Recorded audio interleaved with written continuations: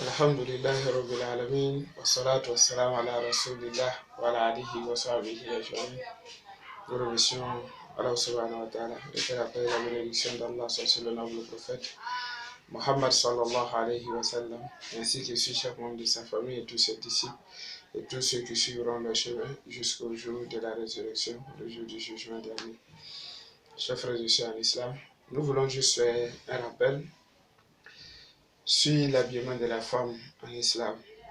Que dit l'islam sur l'habillement de la femme ou comment la femme musulmane doit en réalité s'habiller avant de sortir de chez elle ou quand elle veut sortir de chez elle. Allah subhanahu wa ta'ala nous dit dans le Saint-Coran, dans la sourate 33 au verset 59, Allah subhanahu wa ta'ala dit Ya ayyuhan nabi قل لأزواجك وبناتك ونساء المؤمنين يدنين عليهن من جلابيبهن ذلك أدنى أن يعرفن فلا يؤذين وكان الله غفورا رحيما. Allah dit, A'udhu billahi minash shaitanir rajim, dans ce verset, il dit au prophète, dis à tes femmes, tes épouses, dis à tes filles, dis aux femmes des croyants qu'elles portent leur boubou avant de sortir de chez elles. Donc, ici le mot jalabib signifie, comme on dirait, c'est le pluriel du djilbab. Donc, Allah a recommandé à la femme musulmane de porter du boubou. Le boubou pour l'homme, il n'est pas une obligation, ce n'est pas une recommandation divine. Mais pour la femme, c'est une recommandation divine. Donc, si toute femme qui s'autoproclame musulmane, qui espère retrouver Allah subhanahu wa ta'ala, qui espère la miséricorde d'Allah yawm al-qiyamah, alors elle doit toujours porter boubou quand elle doit sortir de chez elle. Donc, c'est ainsi que ma soeur, mon frère, Allah subhanahu wa ta'ala dit que la femme doit pouvoir bien s'habiller décemment avant de sortir de chez elle. Il dit pourquoi? Il dit si elle se met en boubou, elle a mis son voile, elle s'est bien habillée pour sortir. Fala yu'zay. Elle sera reconnue étant une femme musulmane. On pourra la distinguer de la femme non musulmane et on ne va pas lui causer du tort. Les prédateurs sexuels ne vont pas la chercher, ne vont pas la poursuivre, ne vont pas la déranger. Allah subhanahu wa ta'ala, c'est lui qui pardonne les péchés, qui pardonne les fautes, qui pardonne les erreurs. Ma soeur, hier tu t'habillais pas bien.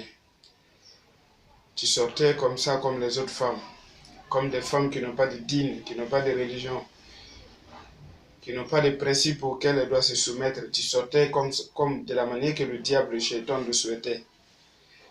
Aujourd'hui, tu as peut-être compris, tu as peut-être eu l'information à travers cette vidéo pour mieux comprendre que quand tu dois sortir, tu dois bien t'habiller, tu dois fermer tout ton corps.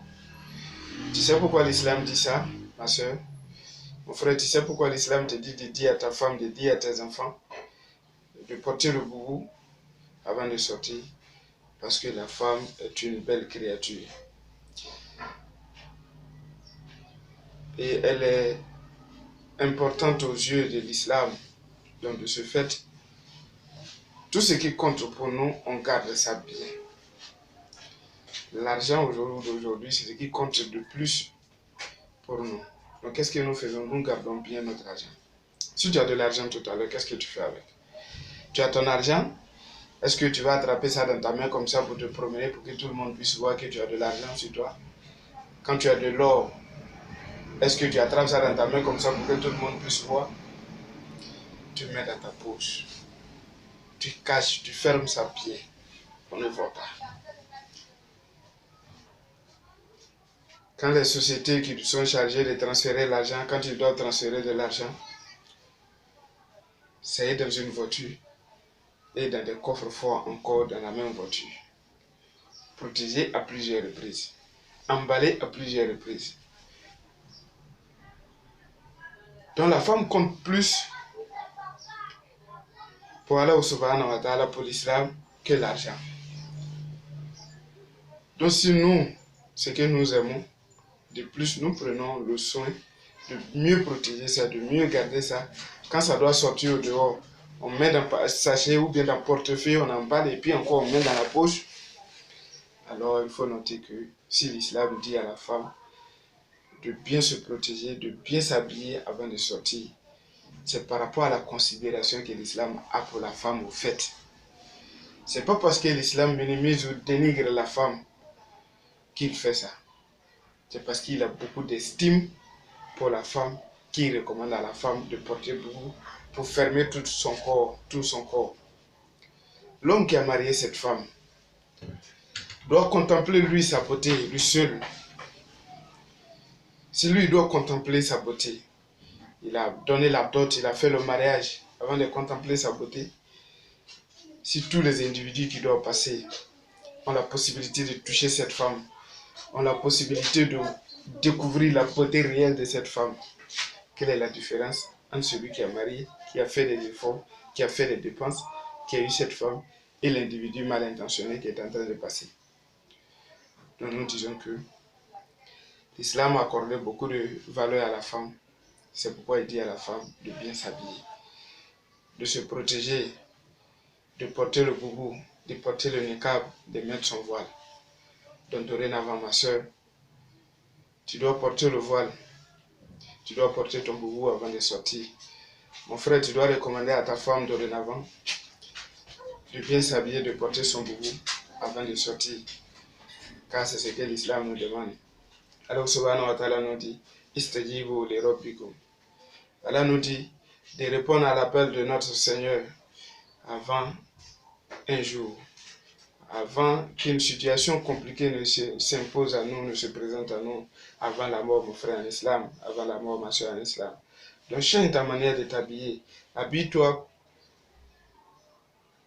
correctement avant que la mort ne vienne t'habiter, ma soeur. Avant que le regret ne vienne t'habiter. Donc répondons à l'appel d'Allah. L'appel d'Allah aujourd'hui est que la femme musulmane doit porter le boubou, doit mettre son voile, doit fermer tout son corps, toutefois qu'elle doit sortir de chez elle. Ça, c'est l'appel d'Allah subhanahu wa ta'ala. Istajibu li rabbikum. Donc, c'était juste un rappel à toutes les sœurs en islam aussi. Fait comprendre aux non-musulmans que si l'islam recommande à la femme de porter son boubou, de bien s'habiller, voici en quelque sorte les raisons.